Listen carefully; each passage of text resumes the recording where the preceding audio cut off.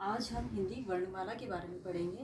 मैंने इससे पहले की अपनी वीडियो में आपको बताया है कि हर वर्ण की साउंड क्या होती है, ध्वनि क्या होती है जब हम उसका उच्चारण करते हैं। तो आप प्लीज़ उसके उच्चारण के लिए मेरी पहली वीडियो देखिएगा हिंदी की। आज हम पढ़ेंगे हिंदी वर्णमाला के ये जो वर्ण होते हैं इनको बोला क्या जाता है। जैसे हम आ, ई, उ, री, ए, आई, ओ, औ, अंग, आहा। अब अंग क्या कहा जाता है? अंग को हम कहते हैं अनुस्वार। इसको हम कहते हैं अनुस्वार और इसके लिए हम ये चिन्ह का प्रयोग करते हैं। आहा, आहा के लिए हम ये लास्ट के जो दो बिंदु हैं उनका प्रयोग करते हैं हम किसी भी शब्द में जब इसे लगाना होता है हमें। और जो हमारा ये चंद्र बिंदु होता है इसको हम कहते हैं अनुनासिक। जैसे हमें हिंदी में अगर लिखना है अंगूर तो हम इस का प्रयोग करेंगे अनुस्वार का। चांद, चांद के लिए हम चंद्र बिंदु का प्रयोग करेंगे। और आहा, आहा के लिए हम ऐसे इसके चिन्ह का प्रयोग करेंगे प्रातः। ठीक है, आगे हम देखते हैं व्यंजन।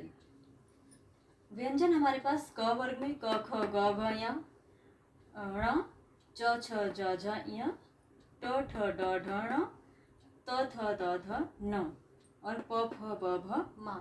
ये प तक हमारे पास जो होते हैं क से का की लाइन क वर्ग की हुई, च की लाइन च वर्ग की, ट की ट वर्ग कहते हैं इसको, और त वर्ग, और प का प वर्ग कहा जाता है इनको।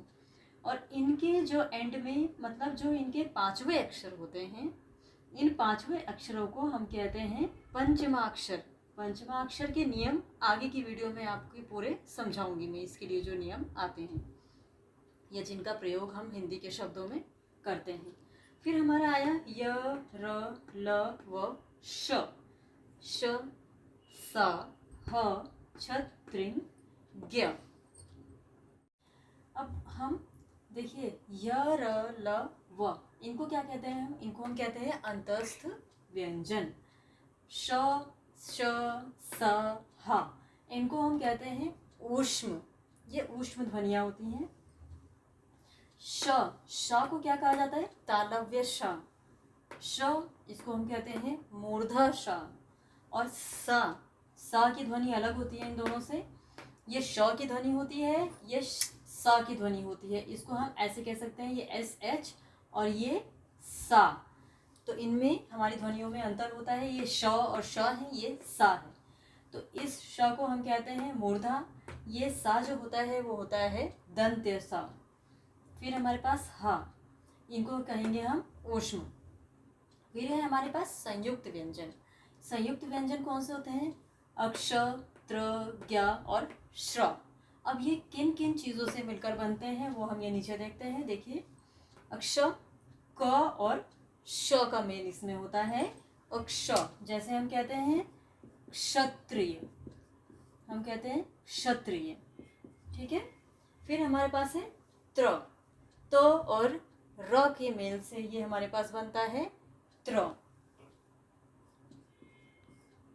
त्रिवेणी, त्र की साउंड आती है इसमें। फिर हमारे पास है ज्ञ, ज और य, इसका प्रोनाउंसिएशन हम ऐसे करते हैं ज्ञान। फिर आपके पास आता है श्र, जिसको हम श और र के मेल से पढ़ते हैं। इन सब में हमारे पास दो दो व्यंजन आते हैं, इसीलिए इनको संयुक्त व्यंजन कहा गया है।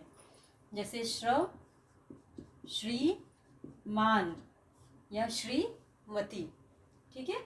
अब ये आपके संयुक्त व्यंजन जो दो व्यंजनों के मेल से बने हैं उनको हम संयुक्त व्यंजन कहते हैं। फिर हमारे पास आते हैं आगत स्वर व्यंजन। ये आगत ध्वनियाँ होती हैं जो कि उर्दू, फारसी या फिर कई बार अंग्रेजी के शब्दों में इनका इस्तेमाल हम करते हैं। जैसे ओ, जो के नीचे एक बिंदु लगाते हैं जिसको कहते हैं हम नुक्ता। ऐसे ही फ के नीचे जो बिंदु लगा है इसको भी हम कहते हैं नुक्ता। ये उर्दू, फारसी में प्रयुक्त होने वाले शब्दों में यूज़ किया जाता है या प्रयोग किया जाता है, और अंग्रेजी के शब्दों में भी इसका प्रयोग हम करते हैं। जैसे हम अंग्रेजी का शब्द अगर लिखते हैं डॉक्टर तो हम इसको ऐसे लिखेंगे और इसमें हम इस आगत ध्वनि का प्रयोग करेंगे, क्योंकि ये अंग्रेजी का शब्द है इसलिए हम इस आगत ध्वनि का प्रयोग इसमें कर रहे हैं। ठीक है, फिर हमारे पास okay, it is done. Okay, और आगे के व्यंजनों के बारे में और पंचमाक्षर के बारे में आपको पूरी डिटेल मेरी नेक्स्ट वीडियो में बनेगी। तब तक के लिए stay tune on follow for more. और अगर आपको अच्छा लगा मेरा कंटेंट, अच्छा लगा मेरा पढ़ाने का तरीका, तो प्लीज़ शेयर माय वीडियो।